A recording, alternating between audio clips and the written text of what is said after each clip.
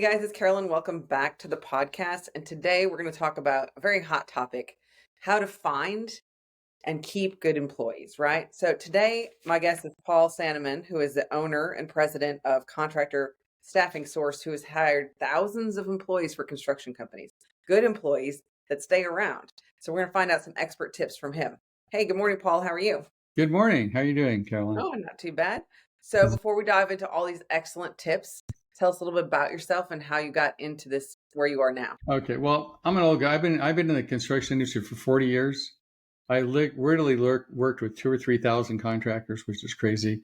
And over my 40 years of doing this, what happened about 5 years ago was I could build companies from like 2 to 20 million because I was good at marketing and stuff, but they couldn't find the employees. And if you can't find the employees, you don't get. Sorry, let me put my do not disturb back on. All right, go ahead. Go ahead. Sorry, Okay. let's let that out. Okay. If you can't find employees, you can't build a company. Absolutely. And so my original idea was I found the best practices of really cool software, applicant tracking systems, assessments, all the really stuff you should use. I gave it to my clients and they totally screwed it up. Why? Well, then we time to do it, right? It's like, the number one reason people don't take time management is no time, right? So Exactly. it's the same kind of thing. So I gave them all this stuff and they messed it up. So I started with a guy in my garage and I said, okay, just do this as a monthly service for my clients. And that was like 4 or 5 years ago. Now I have like 30 plus people on the team. I go through 3,000 or 4,000 resumes a week. Literally, I have 400 or 500 job postings any given day. And we're basically in the entire US and Canada. So, I've learned how to do this and I figured out there's certain things that work and certain things that don't work. And so the reality is you can find good people if you know what you're doing. And so I will share with you on this podcast how I figured out we hire like 10, 15 people a week and they all work out. 95% of the people we hire work out. Really? That's Yeah. amazing. And that includes painters, plumbers, project managers. Our clientele is divided between we have 300 people recruit for, give or take. And there's probably a third of those are like home builders, a third of those that are like remodelers, and a third of those are like service businesses like HVAC and plumbing and painting, that kind of thing. Gotcha. So what are the 6 hiring myths? Okay. This is what people think is true. The myth is something they think is true and it's not true. The first one is only recruit when you need someone. Mm-hmm. And that people think for some reason, I guess contractors have this feeling, well, I'm going to only recruit when I need someone. The next one is employees are expensive. I can't afford to hire that guy. He's too expensive. The next one is we can do the recruiting ourselves. How hard can this be? Put an ad in Indeed, call the guy a week later, we're good. The next one is recruit within the construction industry. They have to have construction experience. The next one is hire fast and fire slow, which is probably the worst one. And then recruiting is a project that ends. So I'll explain to you what the realities are and why they get in the way. Okay. Okay. The first one, always be recruiting. That's the truth. You should never stop. All right. And the reason is you're trying to build a team, right? You think of one sports team that isn't always recruiting. Yeah. Or probably, I use the example of Elon Musk. Elon Musk is a really bright guy, but his super talent is that he can build great teams. And I would say as a contractor, your ability to build a great team is probably the most important thing you can do. If you can't build a great team, you can't have a great company. So you should always be recruiting, and I'll get into specifics of how to do that in a little bit. Next, employees are worthwhile investments. They're not expensive. You can't make money without employees. Now, sometimes what happens is that people, they haven't hired anybody in a year or so, and they're going to hire a new project manager. So they go look for I just had this happen to somebody in LA. Look for a project manager. They're paying their current guy $95,000 a year. The market's $120,000, right? Mm-hmm. And so oh my God. So they try to find somebody for $95,000. There's none out there. The market's gone up.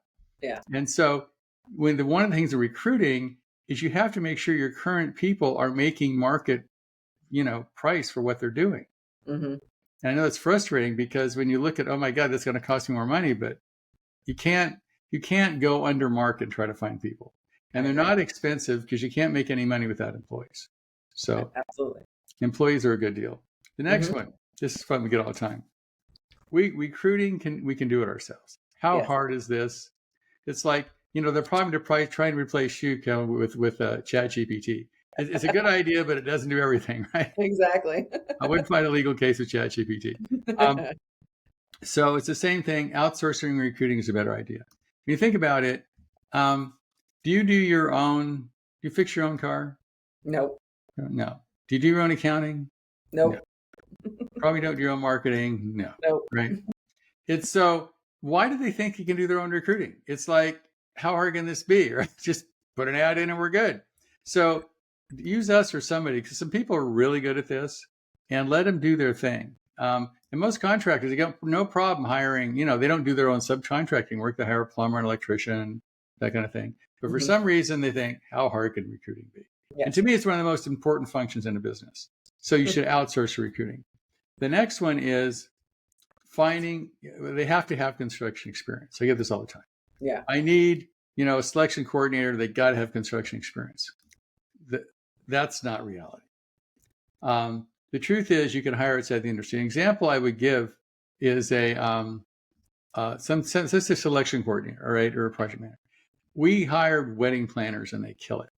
Really? Yeah. Well, think about it. A wedding planner, what skill they have to have? They got a bunch of marginally organized people like the band, the flower person, the venue, the caterer, all those kind of kind of businesses. And they all have to show up at the right place at the right time. It's all got to look good. Everybody has to be happy, including people that are stressed out, like the bride and the bridesmaid and the mom. And it all has to work and has to come off, and people have to feel good. Yeah. Sounds like a construction project to me. Absolutely. Right? Never would have thought of that. And so people that have that talent make great people in this industry. And say you ran a chain of 15 hotels, right? You could certainly run a construction office. Yeah. So, hire outside the industry. What you should do is construction experience preferred but not required. Gotcha. Because the minute you say construction, one, they're more expensive. Because I can hire a wedding planner pretty inexpensively because the hospitality in this industry doesn't pay that well. And secondly, you very narrowed the people that can apply. Yeah, absolutely. So it's important to look outside the industry. The next one is, it's supposed to be, hire fast and fire slow. That's terrible. I think that's backwards. Yeah, and you should hire slow and fire fast. The reason you hire fast is because you're desperate. Yep. Since you haven't always been recruiting, you need a project manager, you got a new project, you wait way too late. If you're recruiting all the time, you'd have a bench, not a problem. If your star player gets, messed up in a football game, it's not over, right? So it's the same kind of thing. You should hire slow, but you have to do that, if you're recruiting all the time. And you fire fast. The reason you fire fast is, the world's worst employee is someone who is not bad enough to fire, good enough to keep. Yes. They're terrible. And the suggestion I make to people listening to this podcast is look at your current team. Say you started your company over. Anybody that you wouldn't rehire, you should fire. Yeah. Or we all get the phone call from our employees. Oh my God, it's John. It never feels good, right? Like they may you an email or it's, oh man, that guy. That guy should go away, right? To reduce the stress in your life, get rid of that dude because it's not helping you. So if you get when they call you on the phone or an email, or you wouldn't rehire them, you should let them go. And the other disadvantage to hiring fast and firing slow is you hire an employee who's going to kill your culture. That happens all the time. So let's say you spent years developing, integrity, honesty, all this kind of thing, your values, and you really trust all your employees and they're awesome. You got 10 people. You're desperate, got a new project, haven't looked, hire a guy, off Craigslist. You've known him for like 20 minutes and you're good, right? And so he starts on the project. Well, he shows up late. And, he's setting a new standard. And then he steals only occasionally, like a nail gun once in a while, right? Or he, steps on the flowers. He doesn't treat the client well. He swears, he drinks, pick one, right? He's killing your corporate culture because he's setting a new standard. Yeah. And what happens is the good people will leave. They'll go, this guy, I can't work with this guy. Or the whole standard gets killed. So it's really important. People have no idea how bad the not right fit can be for your culture. Mm. It just kills an organization. The other thing is you get like raised by blackmail. So somebody comes in and goes, "It's not me, it's my wife." Right? But I need $5 more an hour. You can't pay me. It's me. My wife yells at me every day. So I need $5 more an hour, or I'm out of here, and I've got a couple job offers. That's raised by blackmail. Okay. So what do you do if you haven't got anybody in line? You Struggle. okay, fine. I'll pay the $5 an hour, right? Yeah. Now, what precedent have you set for the rest of the employees?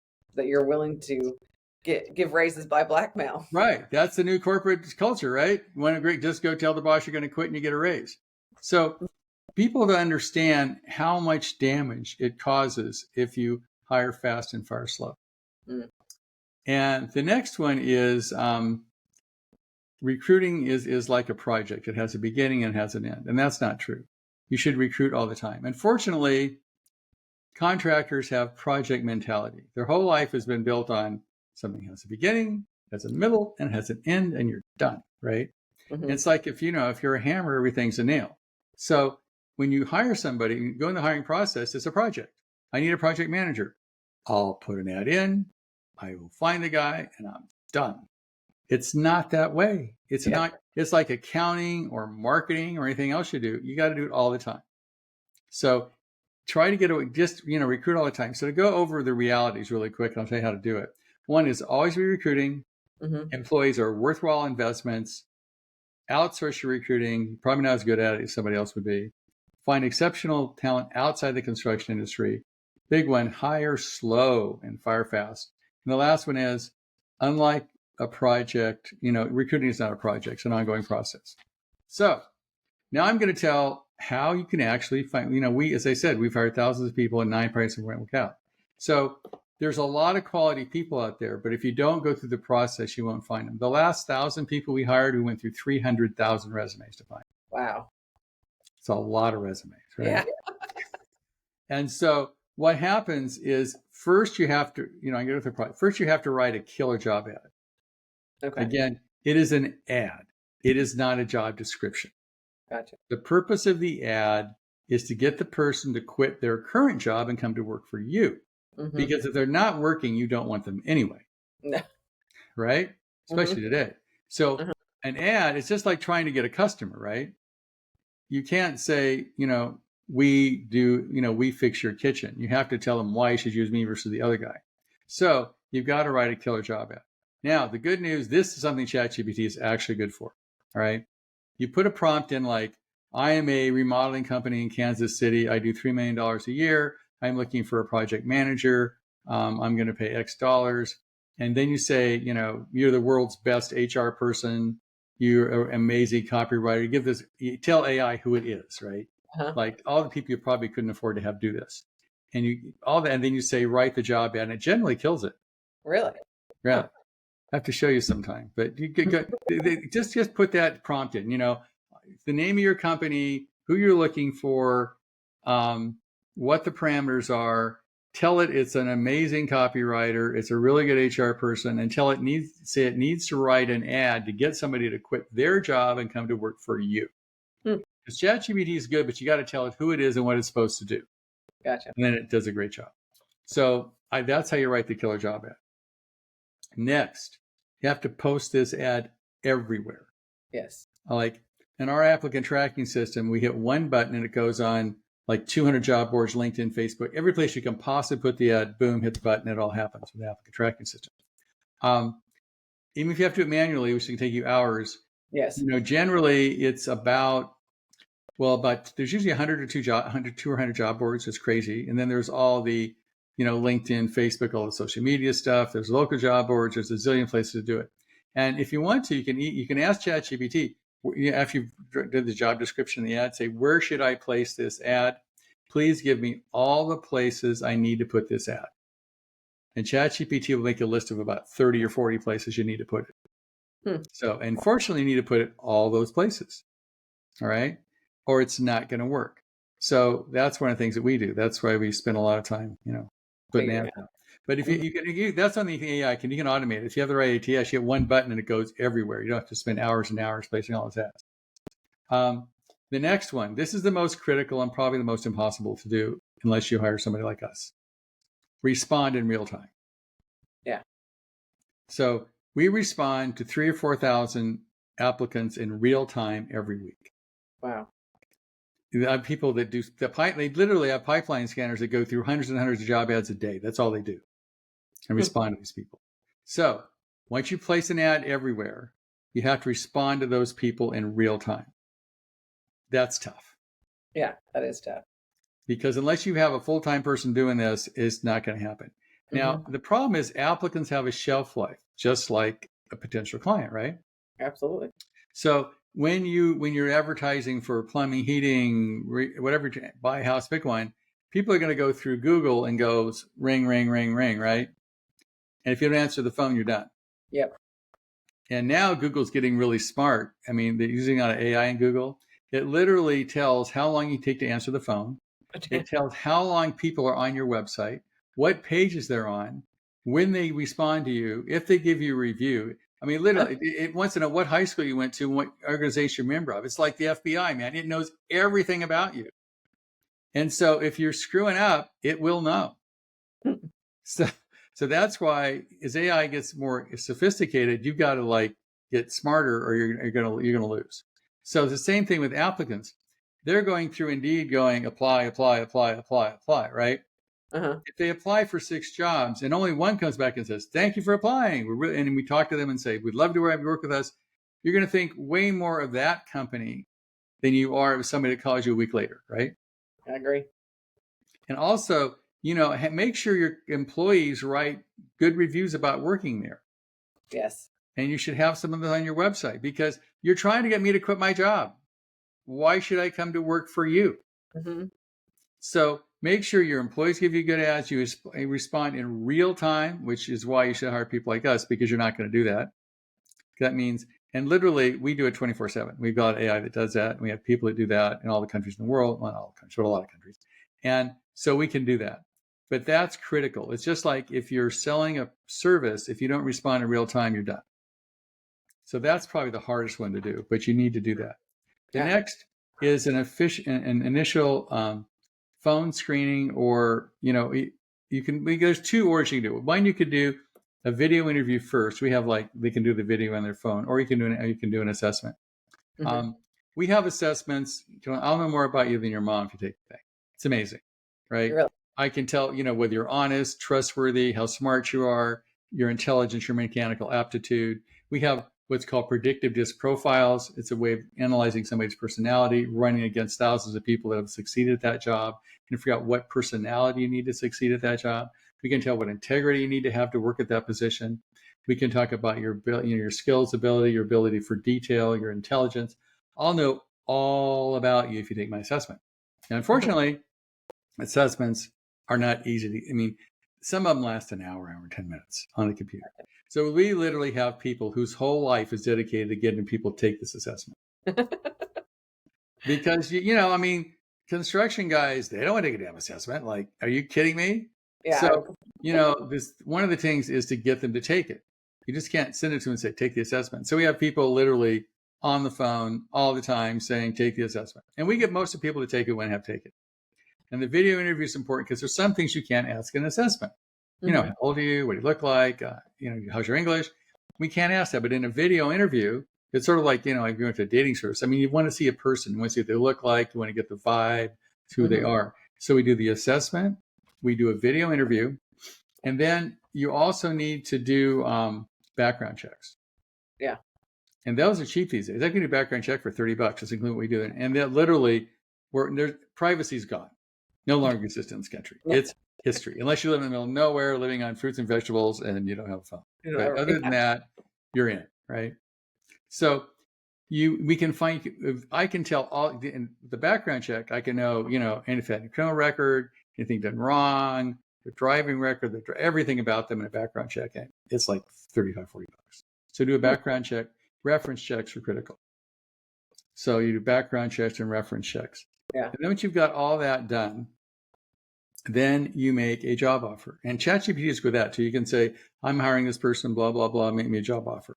And you cannot make sure your job offer is competitive.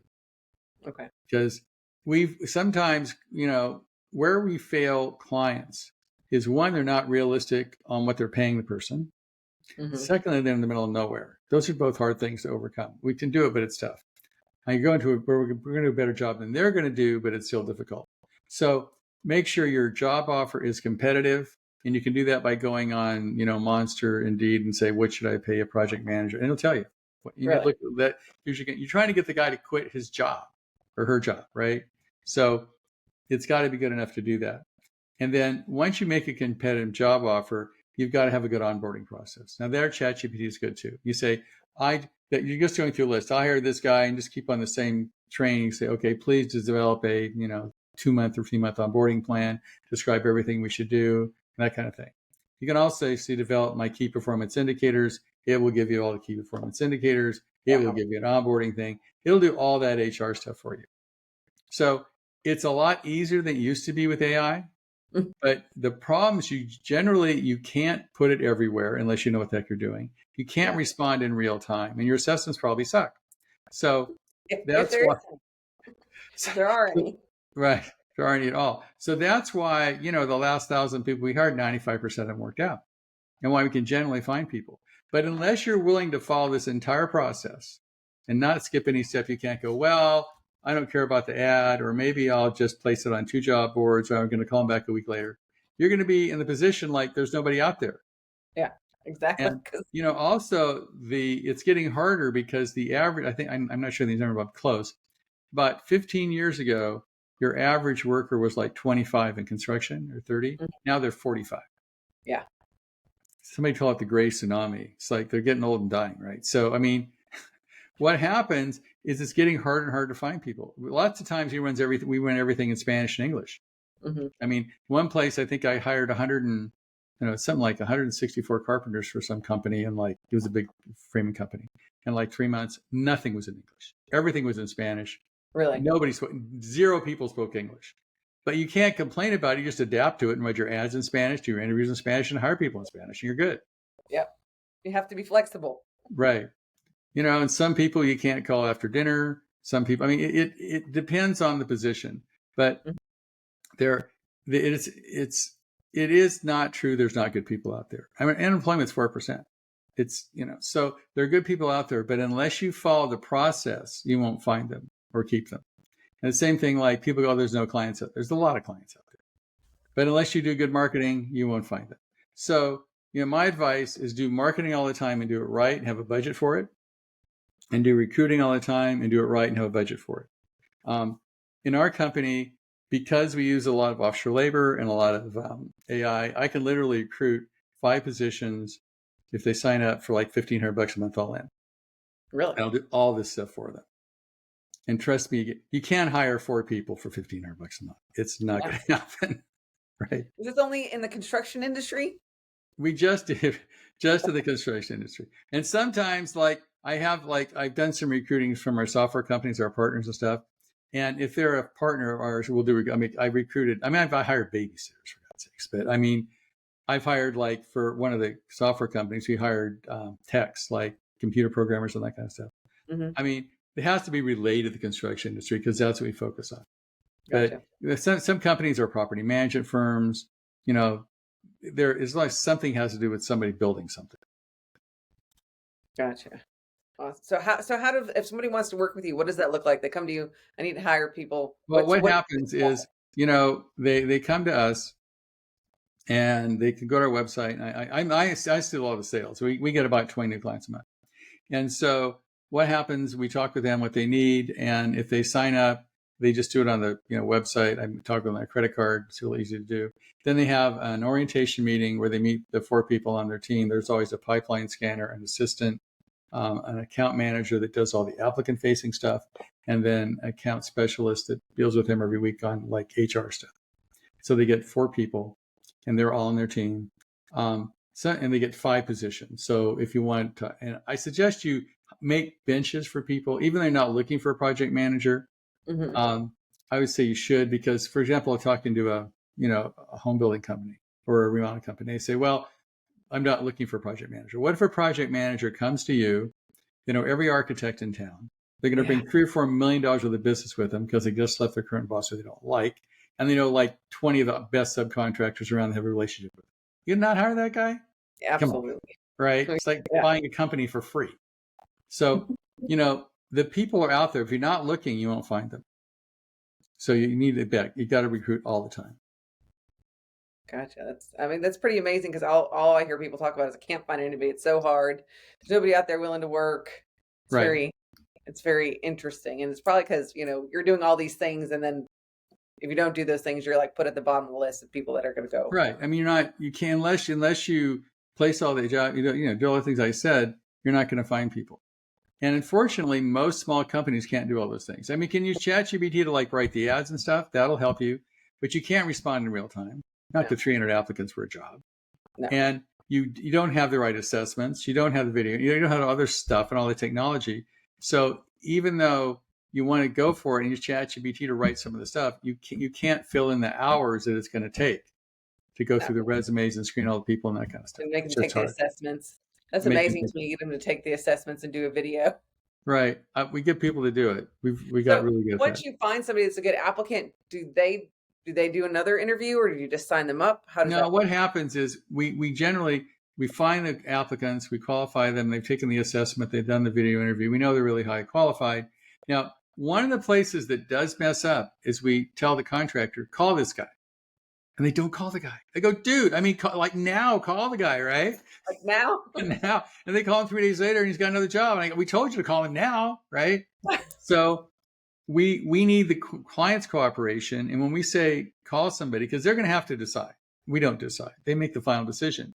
But they have to be proactive. And we'll tell them, call this guy today, not 3 weeks from now.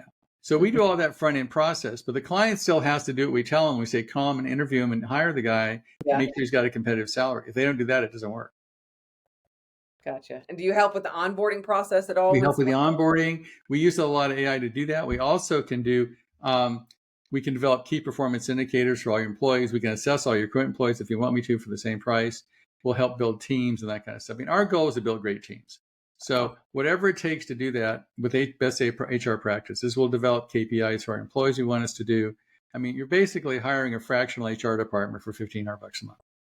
That's pretty amazing. So you do will you schedule how often we should do check-ins, assessments? Yeah, we'll do because that's what we do. We've hired thousands of people. We know all that stuff. And AI admittedly has made it a lot easier for us to help you do that. Awesome. Well, if people wanted to know more about you, where would they go? Go to contractorstaffingsource.com, or my personal email is paul@paulsanneman.com. And then they can call and get my phone number, 415-599-9006. Give me a call. I'm in Hawaii, so don't get me in the middle of the night, but other than that, we're good. Awesome. So if you need to find people, Paul's got a call. Yeah. Awesome. That sounds good. Awesome. Well, I appreciate you being on the show. Thank you. I appreciate being here. Thanks.